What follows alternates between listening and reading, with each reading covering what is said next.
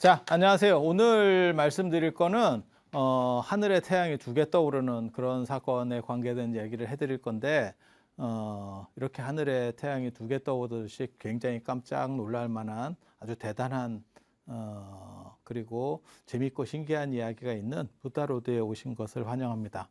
우리 민족에서 나라를 건국한 분들은 대부분 다 아래서 나왔거든요. 그러니까 조류 아니면 뭐 양서류, 뭐 파충류, 뭐 이런 쪽입니다. 그래서 그들은 왜 저런 이야기를 하고 있는가를 이해를 일단 하시는 게 중요하고요. 그러니까 아니다 맞다를 이야기하는 게 중요한 게 아닙니다. 그리고 어떤 사람들은 저게 수백 년, 수천 년 동안 내려온 이야기이기 때문에 평생 저 이야기를 사실로 받아들이고 죽을 때까지 살았던 거예요. 그들에게 있어서 저것은 사실일 거냐, 안 그러면 허구일 거냐, 안 그러면 잘못된 판단을 한 거냐, 이게 상당히 다릅니다. 그래서 저런 판단들이야말로 어떻게 보면 미학적 판단, 그래서 내가 어떻게 보느냐에 대한 이야기들이에요. 그래서 합리적 판단이라고 하는 것도 굉장히 중요하고, 그 다음에 저런 내용들을 객관적으로 이해하는 데 있어서는 그들의 입장이라고 하는 것도 중요하고, 그리고 인간은 합리와 그들이 중요한 게 아니고 나는 어떻게 생각하는 것이 행복한가에 대한 판단도 중요해요.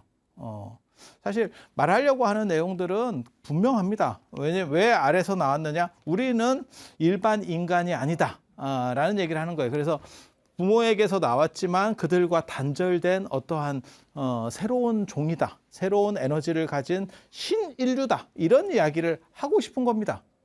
그래서 백제시조, 비료온조 빼놓고는 전부 다 알 출신입니다. 뭐 김할지도 나중에 이제 나오겠지만 김할지도 그렇고, 그 다음에 저 주몽도 알이고, 김수로왕도 알이고, 박혁거세도 알이고, 뭐 다 알이에요. 그리고 비류와 온조도 사실은 아버지가 알이니까 어떻게 보면 뭐 알 밑에서 나온 다 그렇게 가는 거예요. 그래서 거기서는 더러움에 물들지 않고 태어난 신성함, 그 다음에 알이라고 하는 게 새로운 세계를 개척해서 열었다라고 하는 게 있어요. 그래서 데미안 같은 데서도, 저 헤르만 헤세의 데미안 같은 데서도 알을 깨트려서 새로운 세계라고 하는 상징들로 쓰는 거죠. 그래서 그 예전부터 써왔던 상징들이고, 사실이냐? 당연히 아니겠죠. 알 속에서 그게 어떻게 되겠어요. 하지만 그들이 말하려고 했던 것은 그런 거였다 라는 정도 이해를 하시면 되고, 그리고 신라가 가장 오래된 나라라고 기록이 되어 있습니다. 우리가 생각할 때는 백제가 고구려보다 빠를 수는 없겠지, 그냥 상식적으로 생각해도. 왜냐하면 주몽 아들이 내려와서 거기에는 엄청난 여성이 있잖아요. 한국사에서 최고의 여성이라고 할 만한 소선호라고 하는 여자가 있습니다. 한국사 전체를 통틀어서 제가 보기에는 역사라고 하기는 좀 그렇지만 아무튼 대단한 역을 하면 소선호가 고구려도 세운 거고, 고구려 세우는 데 있어서 1등 어떻게 보면 역할을 합니다. 주몽보다 중요한 역할일 수도 있는 역할을 소선호가 한 거고, 그리고 백제도 결국은 소선호의 판단에 의해서 비류와 온조가 만들었지만, 실제로는 이게 요즘으로 붙이면 엄청난 여성 CEO지. 저런 여걸이 또 있나 싶은 정도. 그리고 저게 어떻게 가능하지? 지금도 여성이 남성보다 그렇게 우위를 점하기가 쉽지 않은데 그 시절에 어떻게 저게 가능했을까라고 하는 것도 굉장히 재밌는 거고, 물론 뭐 나중에 가면 엄청난 또 여자가 나오죠. 우리 한국사에서 뭐 선동장, 신동장 이런 분들 말고, 그런 분들은 사실 영향이 그렇게 강한 건 아니었고, 기황후라고 하는 분이 또 있죠. 기황후. 제가 그래서 전에 그런 얘기 했잖아요. 원나라는 우리에게 어떻게 보면 군대를 보냈지만 우리는 기황후를 보내서 원나라를 정리했다. 그래서 기황후를 딱 보냈더니 원나라가 끝났습니다. 우리 그렇게 보복하는 나라예요. 뭐 한 방에 끝냈어. 그리고 기황후 아들이 결국은 북원의 황제가 됩니다. 그러니까 만약에 원나라가 계속 유지됐으면 기황후 혈족 계열에서 이렇게 내려갔을 거예요. 그거 굉장히 어려운 겁니다. 장희빈 뭐 이런 거 비교도 안 됩니다. 그렇게 생각하시면 안 돼. 공려로 잡혀간 거예요. 거기서 시작돼서 그 맨바닥에서 그 어떻게 보면 전 세계 최강 국가에서 최고 윗자리까지 올라가는, 그거 인생 진짜 드라마틱한 거지. 저는 너무 멋있는 것 같아. 저는 그런 사람들을 원래 좋아하거든요. 측천무도 내나 그런 과거든. 측천무도 그런 과거든. 그런데 측천무하고 기황후하고 조금 다른 점은 측천무는 정치를 진짜 잘했고 기황후는 어떻게 보면 민비과입니다. 민비과. 그래서 이제 나라가 골로 가죠. 자기 사람을 너무 심지. 이게 물론 그럴 수는 있는데 그걸 그렇게까지 하는 거는 아니거든요. 그래서 좀 문제가 있죠. 물론 뭐 원나라가 그 전에도 해롱해롱 하고 있었어요. 그거를 이제 마지막 숨통을 끊는 거죠. 그래서 신라가 제일 오래된 나라라는 걸 생각하세요. 고구려보다 신라가 빠릅니다. 여기 이제 보세요. 그러면 신라가 57년, 고구려가 기원전입니다. 37년 건국 시점을 얘기하는 거예요. 백제가 18년. 당연히 뭐 고구려보다 백제는 늦을 수밖에 없고 아들이 만든 거니까. 그리고 가야가 기원 후입니다. 기원 후 42년이니까 허왕후가 오는 거는 48년 이렇게 되는 거니까 신라가 압도적으로 빠르죠. 물론 진짜 그럴까는 생각을 한 번 정도는 해봐야 돼. 진짜 그랬을까? 신라가 고구려보다 진짜 빨랐을까에 대해서는 조금 생각을 해봐야 돼. 혐의가 좀 있지. 두 가지 혐의가 있거든요. 하나는 뭐냐면 신라 중심의 통일을 이루었기 때문에 신라를 끌어올리려고 하는 그런 부분들이 존재했을 거다라고 하나 생각해 볼 수 있고, 또 하나는 박혁거세 치세가 60년, 61년 이렇게 되는데 그거를 타당하게 받아들일 수 있느냐? 그 당시 사람들 수명이나 이런 걸로 봤을 때 그거는 뭐냐면 박혁거세 치세를 늘려가지고 고구려보다 빠르기 위한 게 아니었느냐? 그냥 우리가 불순해서 이런 생각들을 잘 해요. 사람이 참 믿음이 두터워야 되는데 우리는 약간 너무 한쪽이 이렇게 쭉 길지. 갑자기 그게 길어지면서 박혁거세 치세가 길어지면서 고구려보다 앞서는 거거든요. 20년 차이밖에 안 나기 때문에 이게 뒤집어지는 상황이거든요. 그러면 박혁거세가 원래 60년이 아니었으면, 조금 뒤였으면, 뭐 한 30년이든 20년이든 이랬으면 좀 역전됩니다. 그리고 치세가 너무 이렇게 60년 동안 치세가 될 정도가 되면 무슨 일이 벌어지냐면요. 그 다음 아들이 정상적으로 임금이 될 수 있을까? 아들이 너무 늙어요. 영국 생각하시면 됩니다. 지금 영국 왕세자인데 왕이 됐더니 70이에요. 아니야. 이렇게 되면 이게 지금 개국 초기거든요. 초기에 이런 식 문제들이 벌어지면 이렇게 너무 나이가 든 사람들이 올라오면 그렇게까지 살기도 어렵고, 현실적으로 생각했을 때 그렇게 살기도 어렵고, 그런 상황이 만약에 올라오면 나라가 안정된 상황에서는 큰 문제가 없어요. 저렇게 개국 초에 그런 문제되는 사람들이 생기면 나라가 뒤집어집니다. 나라가 뒤집어집니다. 그래서 나중에 석탈해랑 문제가 생기는 건지도 잘 모르겠는데 아무튼 냄새가 좀 나요. 냄새가 좀 나. 그래서 이 남의 왕을 어떻게 봐야 될 거냐. 만약에 박혁거세의 정상적인 아들이고 하면 그 정도까지 살 수가 있나?에 대한 생각들도 있고, 그래서 이게 약간 뒤집으려고 작전 쓴 거 아니냐. 그런 불충한 생각을 한번 해보는 거죠. 하지만 역사에 나오는 거는 신라가 더 빠르다더라. 이거 사람들이 신라를 좀 떨어지게 보는, 자꾸 우리가 그런 교육을 받아가지고 신라가 늦을 거라고 생각해요. 하지만 나오는 데는 이렇게 돼 있어요. 지금 현재 역사서에는 이렇게 돼 있어요. 그리고 2대 남해왕, 이제 박혁거세 아들. 그래서 박혁거세는 거서간이라고 했고, 그 다음에 남해왕부터는 차차웅. 남해왕만 차차웅입니다. 차차웅이 뭔지 잘 모르겠습니다. 아마 우리 방언일 거예요. 방언. 그래서 차차웅이 뭔지를 잘 몰라서 이제 좀 얘기들이 있죠. 그래서 거서간, 이렇게 간이라고 나올 때는 아마 칸하고 연결되는 어떠한 이러한 부족의 단체장, 집단의 우두머리라는 의미가 강할 거예요. 다 그런지는 저도 정확하게 잘 모르겠습니다. 왜냐하면 나중에 가락국기에 보면 구간 이렇게 해서 9개의 어떤 집단이 나오거든요. 그걸 칸으로 완전히 대치시킬 수 있을지는 잘 모르겠어요. 우리가 이제 북쪽에 가면 유목민들, 저 뭐 흉노나 이런 사람들은 다 칸이거든요. 닭칸으로 쓰는데 그게 어떻게 보면 깃발을 하나 딱 잡고 그 저 간이라고 하는 글자도 제가 보기에는 그런 요소도 있어요. 이게 지금 깃발 든 것 같은 딱 그런 모습이거든요. 글자 생김새도. 그래서 그런 요소들이 있는 것 같아요. 그리고 예전에 소도 이런 거 이야기 나올 때 보면 사실 어떤 막대기 하나 세워놓고 거기에 신성한 막대기, 신이 오르내리는 막대기, 신의 피레침이라고 할 수 있는 그런 막대기가 있습니다. 그래서 신장대. 그래서 그런 어떤 요소들이 섞여 있는 것 같은데 정확하게 분리해내기가 어렵습니다. 현실적으로. 이유는 너무 옛날 얘기를 해서 자료가 없어요. 그렇다고 뭐 판다고 나오나 제대로 안 나옵니다. 2000년 전이면 안 나옵니다. 그래서 그런 정도 생각을 하는 거고, 차차웅을 자충이라고도 불렀다는 거예요. 차차웅을 자충이라고도 불렀는데 저걸 한문식인지 안 그러면 차차웅을 약간 이렇게 음을 바꾼 향언인지는 잘 모르겠어요. 근데 차차웅은 뜻이 없는데 한문으로 자충이라고 쓰면 자비가 충만하다. 저게 사랑 자자거든요. 그래서 그렇게 자비라고 하잖아요.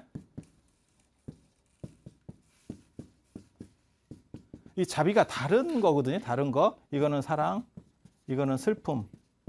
그래서 이거는 일로 얘기하면 애사를 같이 해주는 사람. 애사. 이거는 경사.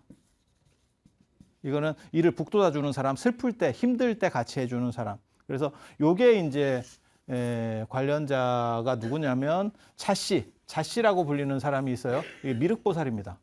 불교에서는. 그 다음에 비와 관련된 게 대비 관세음보살. 그래서 저기에는 사람이 충만하다. 저게 진짜 저런 표현인지는 잘 모르겠어요. 그냥 해석만 하면 그런 식도 가능해요. 그런데 차차웅을 김대문이 계림잡저라고 지금 추정만 하는 거예요. 저게 지금. 이게 계림잡전이라고 하는 책에 나오는지는 정확하게 몰라요. 삼국유사에는 뭐라고 나오냐면 김대문의 글에라고 나오는데 김대문이 여러 가지 글을 써요. 제일 유명한 건 화랑색입니다. 그런데 저 계림잡전이면 계림이면 경주거든요. 그래서 경주와 관련된 여러 가지 이야기들을 모아놓은 게 아마 계림잡전이지 싶어요. 이름만 남아 있는 거니까. 근데 대충 뭐 다 눈에 뻔히 보이는 거지. 제목 보면 뭐 대충 그런 거죠. 그래서 그걸로 추정을 하고 있는데 거기에 뭐라고 나오냐면 차차웅은 곧 무당이다. 무당이다. 이거 굉장히 중요한 대목이거든요. 왜냐하면 얘네가 무당 집단이구나. 그러면 그게 우리 전통은 아닙니다. 무당이 뭐냐면 강신무예요. 여기서 무당이 두 가지가 있거든요. 무당이 두 가지가 있어요. 강신무하고 세습무입니다. 강신무는 신내림을 받는 사람. 이렇게. 그래서 무당이 이렇게 해서 뭐 하러 왔어? 뭐 이러다가 갑자기 이렇게 하고 갑자기 어린애 목소리가 나와. 그 이제 휘파람 소리가 약간 들리면서 그 이제 세탄이라고 하는데 그것도 이제 새가 거기서 제가 세탄이도 약간 새와 관련돼서 영혼을 전달자로 저 북방의 샤머니즘에서 영혼의 전달자를 그러니까 왔다 갔다 이승과 그 다음에 하늘 세계를 연결해 주는 걸 새로 보거든요, 걔네가. 근데 저게 북방에 뭐 저기 툰드라 지역이나 이런 데 가보면 나무가 큰 게 이렇게 쫙 깔려 있고 평야에다가 새만 왔다 갔다 합니다. 그래서 그 사람들이 생각하는 게 나무 토템, 그 다음에 새 토템. 이렇게 나오는 거예요. 그래서 제가 전에 소대 같은 데도 맨 위에 새를 장식하는 게 그런 거다. 새가 왔다 갔다 하는 전령이다. 이런 얘기도 해드렸었죠. 그리고 그 풍습이 오늘 우리까지 지금 남아있는 게 제사 지낼 때 쌀가루를 이렇게 뿌려놓으면 새 발자국이 찍힌다더라. 뭐 이런 쓸데없는 해봐야 아무 소용 없습니다. 절대 찍히는 일 없습니다. 그냥 쌉소리인데 그 연원이 그렇게 올라간다더라. 라는 정도 생각을 하시면 돼요.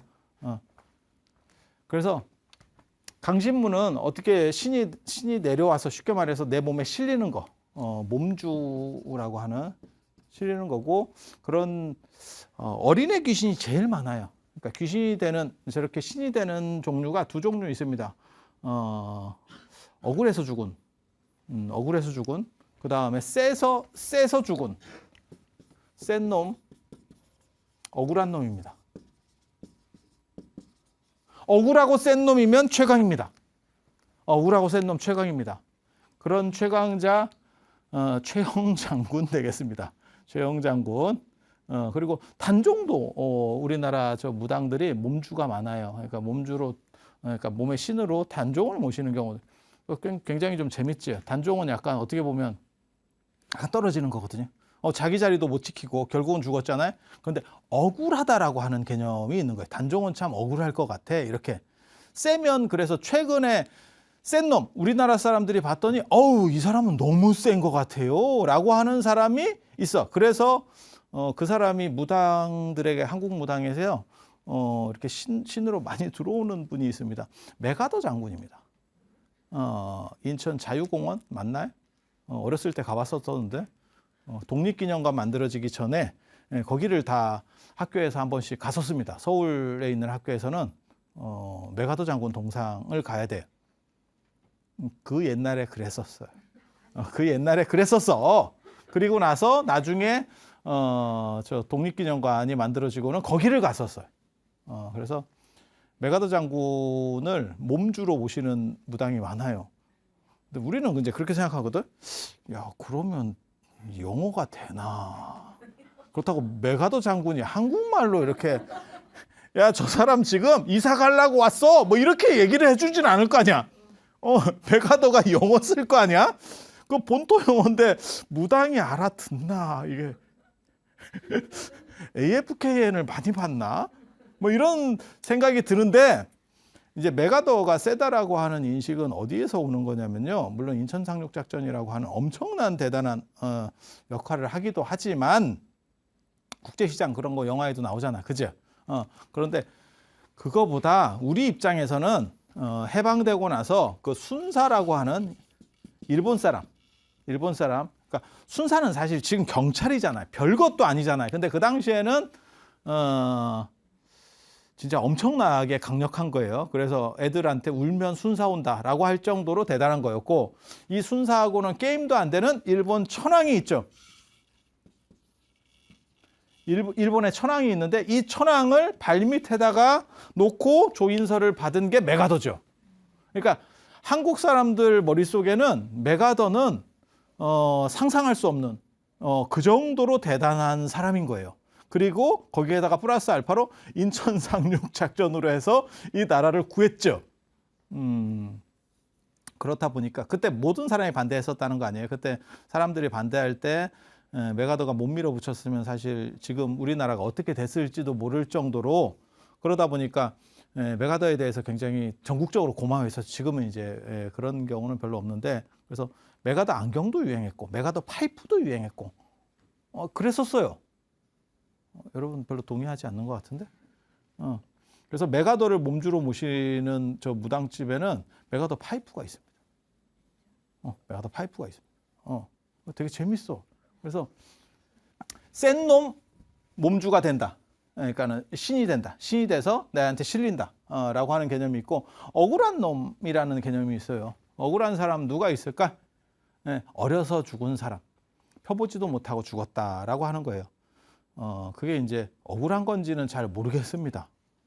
개인적으로 오래 살아봐야 힘들기만 한데, 어려서 죽으면, 예전에는 어려서 죽는 경우가 굉장히 많거든요. 영유아 사망률이 엄청나게 높기 때문에 걔네들이 제대로 안 돼서 억울하게 얘네들이 원혼으로 떠돈다, 구천을 떠돈다, 이렇게 생각을 하는 거예요. 그래서 떠돌다 보니까 실려오는 경우도 더 많은 거죠. 그래서 억울하게 죽어서 귀신된 가장 대표적인 사람, 우리 어떻게 보면 소설 속에 있죠. 장화홍련이죠. 장화홍련. 장화홍련. 그래서 그런 거 생각하면 돼요. 그래서 어린애 귀신하고 시집장가 못 가고 죽은 사람들이 억울하다고 생각해요. 어린아이들, 어렸을 때 죽은 어린아이들, 그 다음에 시집장가 못 가고, 이게 뭔지 모르겠는데 지금 생각해보면 그러면 지금 이제 늙어서도 귀신 될 사람 엄청 많지. 시집장가를 못 가고. 근데 한 번만 더 생각해 보세요, 여러분들. 저런 문제 때문에 죽고 난 뒤에 영혼 결혼식을 시켰었어요. 근데 저 어렸을 때는 그런 게 많이 있었는데, 저도 이렇게 본 경우도 있거든요. 근데 저게 뭐지라는 생각도 드는데, 결혼을 안 하면 원기가 될 정도로, 지금 생각하면 좀 웃기죠. 지금은 결혼이 선택인 상황이고, 그때는 결혼이 무조건 밀려서 가는 세대였고, 무조건 해야 되는 어떤 통과 의례 중에 하나였었기 때문에 저걸 못하면 원기가 된대. 아니, 남자는 내가 그나마 좀 모르겠는데 여자가 원기가 될까? 여자는 결혼해갖고 진짜 엄청난 고생을 하는데, 예, 위로 올라갈수록, 시대가 올라갈수록. 근데 저게 그럴까? 그런데 여자도 원기가 된대. 근데 여자는 비율이 상대적으로 적어. 그리고 남자는 더 비율이 많죠. 어떻게 보면. 그래서 처녀 귀신과 몽달 귀신입니다. 그게. 그래서 강신무는 무당이 이제 그 신하고 이렇게 접신을 하는 거죠. 접신을 해서 하는 그런 거고, 이거는 북방에서 내려오는 샤머니즘 문화입니다. 북방에서 내려오는 거예요. 북방 유목민 계열에서 이렇게 내려오는 거고, 그리고 이게 신라 쪽으로 들어오는 거예요. 그래서 신라 쪽 사람들은 다 저런 게 좀 강합니다. 그래서 신라 쪽은 강신무가 강하고, 그리고 저 중에서 제일 많은 거는 애들. 영유아 사망률이 높다 보니까 애들 비율이 제일 높고, 그래서 나중에 이제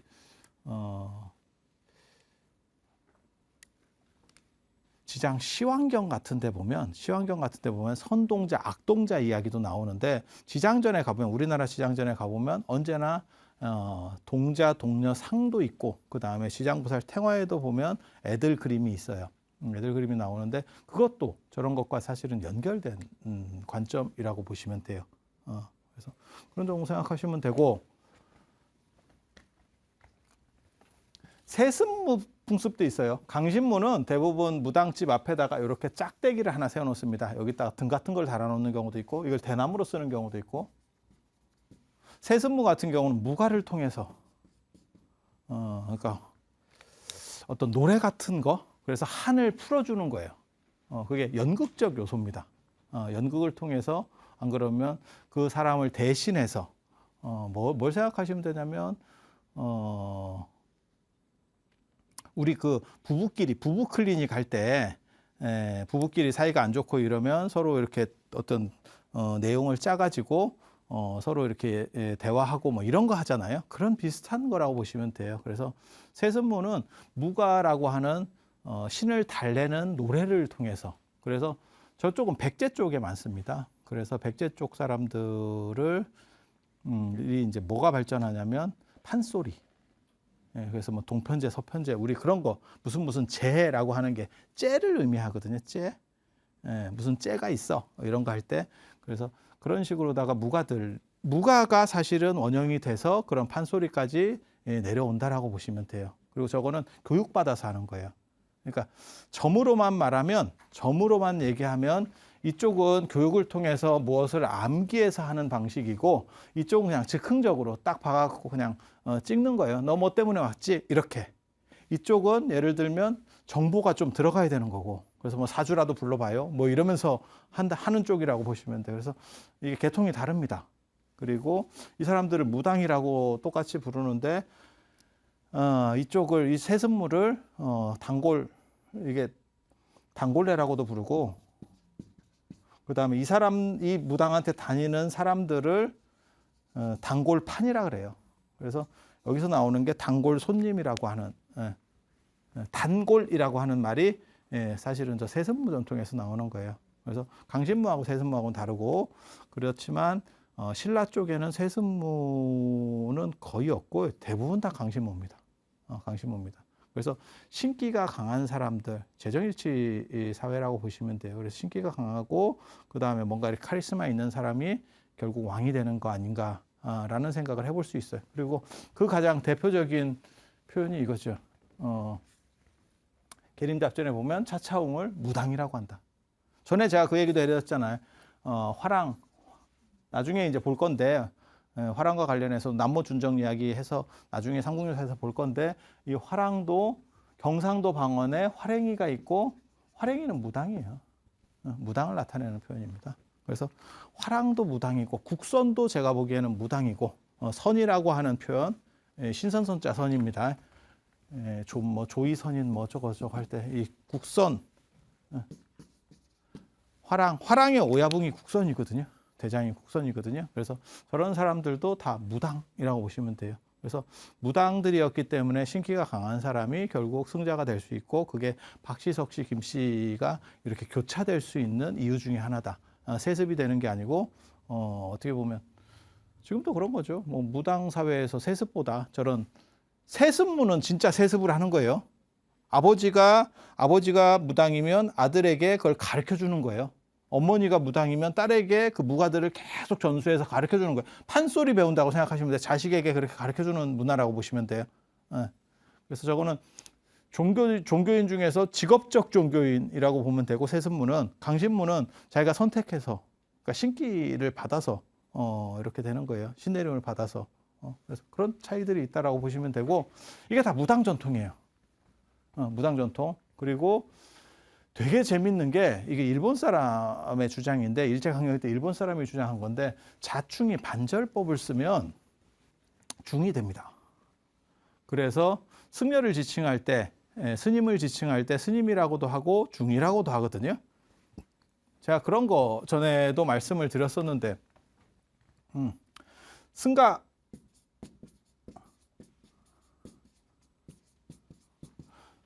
인도말 상가를 승가로 음사한 거고, 이게 실크로드를 거치면서 가짜가 떨어져 나서 승이 된 거고, 승에 대한 존칭이 님이 돼서 승님이 되고, 승님이 스님이 됐다.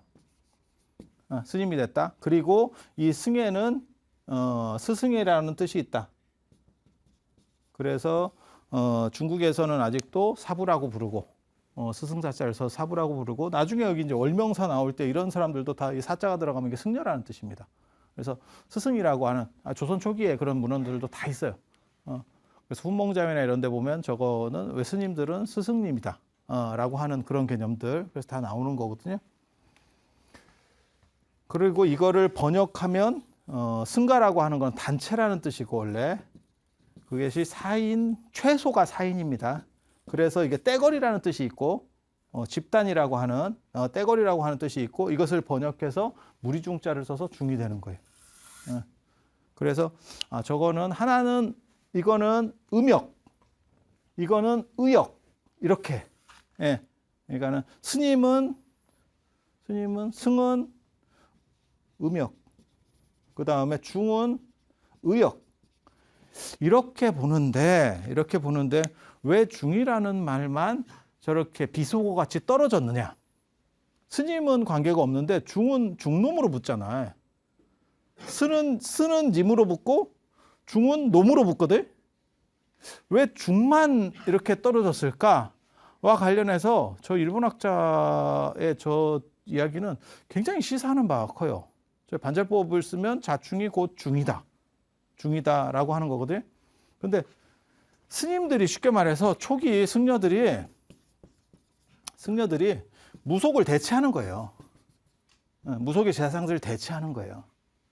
그래서 그 말들이 섞여 있다. 그런데 나중에 이 무속의 제사장들을, 쉽게 말해서 무당이죠, 무당. 이 무당들을 불교가 대체하는 과정에서 저 용어가 들어갔고, 그 다음에 무당들을 이렇게 승려들이 신분을 떨어뜨립니다.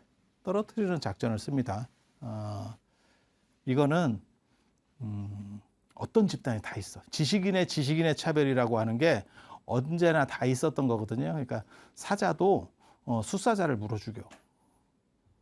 숫사자가 숫사자 새끼를 물어 죽인다니까. 이유는 뭐냐면 경쟁자를 도태시키기 위해서. 그래서 제가 전에도 잠깐 그런 얘기를 해드렸었어요. 맨 처음에 이 한반도에서 최고의 지식인들은 누구냐? 무당이에요. 무당이에요. 그런데 불교 승려들이 이류로 들어온 거지.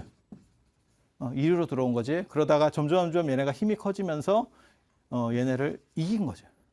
이게 되는 거예요. 그리고 이 과정에서 중이라는 명칭이 상당히 일반적으로 쓰일 수 있었겠다라는 생각을 해요. 그러니까 이 자충이라고 하는 표현과 섞이면서, 마치 뭐하고 똑같은 거냐면 천주교가 처음 들어와서 하느님, 야훼나 여호와가 하느님이잖아요. 그런데 우리식의 하느님이라는 표현을 걔네가 그냥 수용해서 썼죠. 그리고 기독교 같은 경우는 하나님으로, 개신교는 하나님으로 바꿨죠. 하나님으로 이렇게 차등을 두려고 하는데, 처음에는 섞어서 붙여 쓰는 게 유리하기 때문에 그냥 우리가 아는 용어를 가져다가 쓰는 게 편한 거예요. 자기네들 세력을 넓히는데. 그래서 중이라는 표현이 그때 쓰여지지 않았겠나라는 추정을 해봐. 근거는 없어.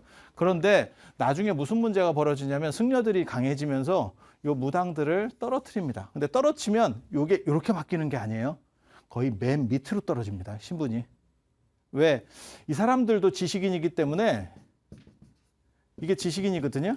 이렇게 지식인. 그래서 이 지식인을 2등으로 놓게 되면 잘못하면 뒤집어질 수 있다라고 생각해요. 판이 역전될 수 있다. 그러니까 이게 야당이고 이게 여당이거든요. 그런데 내가 여당이 됐을 때 얘네들을 야당으로 놔두는 게 아니고 초토화를 시켜버린다니까요. 그래야 나중에 대거리를 못한다. 그렇지 않고 걔네가 야당일 수 있게 그냥 내버려 두면 여차하면 이게 세상이 또 바뀐다 라고 생각을 해서 이거를 맨 밑으로 떨어뜨립니다. 그리고 이거는 다 똑같이 일어나는 현상이에요. 그래서 나중에가 되면 이게 이제 유교가 들어오고, 유교는 불교보다 먼저 들어왔어요. 들어오기는 먼저 들어왔지만 불교보다 세력 범위에서는 늦게 작동을 하거든요. 그리고 신유학이, 고려 말에 신유학이, 신진사대부죠. 신유학이 움직이기 시작하면서 결국 조선이 들어섰을 때 똑같은 현상이 일어나죠. 승려도 일로 떨어집니다. 맨 바닥으로 떨어집니다. 그래서 절대 위아래가 싹 이렇게 바뀌는 거 아니에요. 1등이었다가 2등이 되는 게 아니고 1등은 밀리면 꼴등으로 떨어집니다. 이게 굉장히 재밌어요. 유교 시절에는, 조선시대 때는 중인이라고 하는 사람이 1위였고, 중인이라고 하는 사람이 외교관, 역관이라고 그랬어요. 예전에는 외교관, 역관, 그 다음에 의사, 이런 사람들이 다 중인이거든요. 근데 지금은 이런 사람들이 또 올라갔고, 이 유교의 선비들은 어디로 갔느냐? 또 맨바닥입니다. 그래서 선비들은 어떻게 보면 비웃음거리죠. 맨 밑에서 지금 세 종류가 모여 있는 거야. 얘네가 제일 위로 올라가 있고, 맨 밑에 무당, 승려, 유교 갓쟁이, 셋이 모여 있는 거야. 별로 딱 이렇게. 이게 굉장히 재밌는 문화예요. 그래서 지식인이 지식인의 위험성을 알기 때문에, 문자를 아는 사람은, 그러니까 조선이 들어설 때도 승려를 핍박할 수밖에 없었던 거는, 문자를 아는 사람이 유생 말고는 승려밖에 없어요. 그래서 문제가 일어날 수 있다라고 생각했기 때문에 차별한 거고, 늘상 똑같은 일이 반복되고 있는 거예요. 그래서 이런 정도를 생각하시면 글자를 우리가 이해할 수 있어. 여기서 중이라고 썼는데 왜 중만, 스는 님이 됐고 중은 놈이 됐는가를 해석할 수 있어요. 어떻게? 맨 처음에는 승려하고 무당이 셌을 때 이쪽에 붙어가지고 이렇게 차분하게 하고 있어요. 마치 하느님이라고 했다가 나중에 하나님으로 갈려 나가는 것처럼. 그래서 갈려 나갈 때 요거는 그때 썼던 용어이기 때문에 채 갈리질 않은 거예요. 그래서 이 단어는 얘네랑 붙어 있기 때문에 오염돼 버린 거예요. 오염돼 버린 거예요. 그래서 어떻게 보면 중이 더 오랫동안 사용됐었던 용어일 수도 있겠다라는 생각도 해요. 스님보다 중이 오히려 더, 그러니까 한자로다가 다 바뀌기 전에 향원들을 쓸 때도 중이라는 표현은 존재하지 않았겠는가라는 생각을 해. 그리고 그거는 이 자충 때문에 나타나는 현상이었을 거다. 그리고 그거를 우리 같은 사람들이 나중에 이제 해석할 때는 무리중자로다가 풀어버리는 거죠. 그래서 교묘하게 단어들이 연결이 돼서 그렇지, 실제로는 저게 승려들도 뭐라고 본 거냐면, 쟤네들 뭐예요? 저 머리 깎고 이상한 옷 입고 있는 쟤네는 뭐예요? 그러면 외국에서 들어온 무당이에요. 저게 인도판 무당이에요.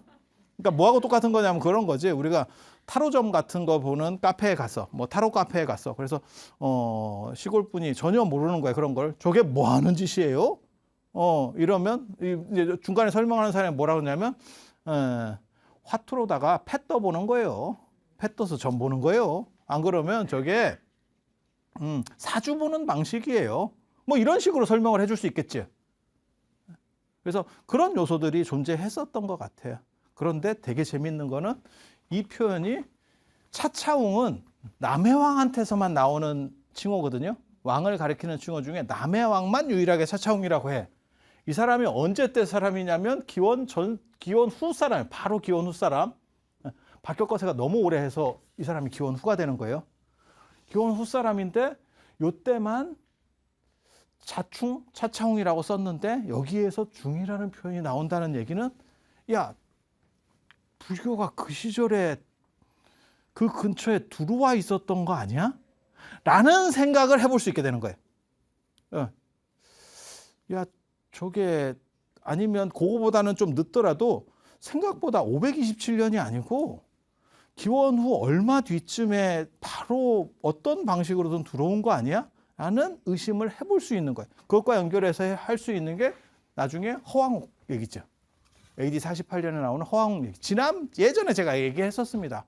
허왕옥, 금관성 파사석탑 쪽. 그래서 그렇게 생각을 해볼 수 있고 또 한 가지가 뭐냐면 도솔가 얘기가 나와요. 도솔가 얘기가. 도솔가. AD 28년에 도솔가를 지었대. 이게 도솔천 얘기거든요. 야, 28년에 도솔천 얘기가 왜 나오지?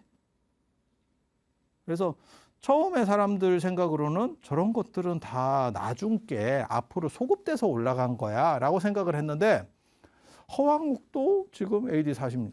저건 28년. 도솔가 28년.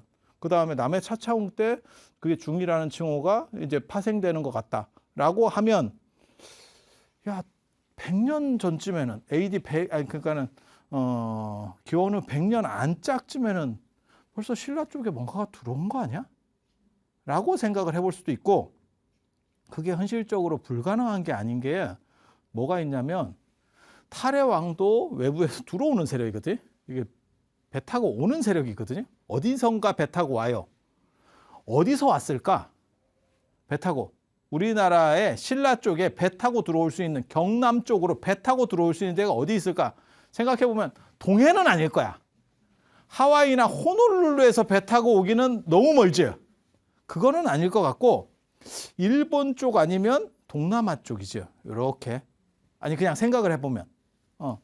그러니까 일본에서도 저 맨 남쪽 끝 유구국 오키나와 이런 쪽을 경유하는 게 아닐까라는 생각을 해볼 수 있는 거예요. 근데 저 시기에 허왕옥 이야기 있지, 배 타고 왔다는 얘기 있지, 탈해왕 얘기 있지, 김수로왕 얘기가 이게 다 얘네들 도대체 이게 뭐 하는데 이렇게 자꾸 배 타고 온다는 얘기가 있지? 근데 배를 타고 오면 불교 전례가 빠를 수 있는 거예요. 그래서 이게 생각보다 훨씬 재밌는 스토리가 그 이면에 존재했었던 게 아닌가라는 생각을 해요. 그렇지만 자료가 없기 때문에 요 몇 가지 가지고 이제 때려 맞추는 거죠. 그렇지만 이게 논문은 못 써요. 이 정도 갖고는 논문은 못 써. 이 정도 논문 쓰면 네가 뭘로 증거할 건데? 딱 세 가지. 허왕옥, 차충, 토솔가. 아니 도솔가 이거 내용이라도 좀 적어놨으면 참 안타깝지. 됐을 것 같은데 이게 뭐라도 약을 팔 건데 이게 쉽지 않아. 쉽지 않아. 하지만 무언가 다른 냄새가 나. 그리고 도래인들이 왜 자꾸 그때 나오지? 라고 하는 거. 그리고 이제 좀 있으면 다음 시간에 얘기해 드리겠지만 석탈해하고 김수로 왕하고 또 신통 대결을 벌이는데 그런 이야기 스토리나 이런 걸 보면 저게 좀 불교 느낌이 굉장히 많아요. 불교에서 뭐 12왕 이야기 틱한 그러한 설정들이라고 할까? 그래서 과연 진짜 불교가 그 옛날에 한반도에 1차로 전래를 했었는가? 그러니까 경남 쪽에 한번 이렇게 올라왔었나에 대해서는 여러 생각들을 해보게 되는 그런 부분이라고 보시면 되고 그 다음에 이제 말씀을 드릴 게 이사금이라고 하는 대목이에요. 이사금, 입금. 탈해왕이 뭔지 모르겠어요. 저 석탈해 좀 애매합니다. 캐릭터 진짜 좀 야리하거든요. 이유가 뭐냐면 석탈해가 저 남해왕하고도 아니지 유리왕하고도 한번 부딪히고 충돌하고 집니다. 뭐 양보를 했다 하는데 왕위를 양보했다 하는데 아무튼 쳐요. 그래서 유리 이사금 다음에 석탈해가 왕이 되는 거고 석시에 어떻게 보면 첫 인물이 되는 거고 그 다음에 김수로 왕하고도 경쟁을 한다니까 져요. 석탈해는 쩔인가? 이게 동네 북인가? 왜 이쪽에서 신라 쪽에서도 지고 왜 가야 쪽에서도 지고 도대체 얘는 뭔가? 그런데도 불구하고 또 왕이 돼요. 도레인으로서 이미 어느 정도 갖추어진 집단의 왕으로 오른다는 건 쉬운 건 아니거든요. 그래서 다음 시간에 이 왕과 관련된 이야기 그리고 도솔가 얘기 이제 해보면 거기서 태양이 2개 뜨는 이야기, 그 다음에 석탈의 도대체 정체가 뭔가에 대한 거, 그런 이야기들 함께 해드릴 수 있도록 하겠습니다. 자, 들어줘서 감사합니다.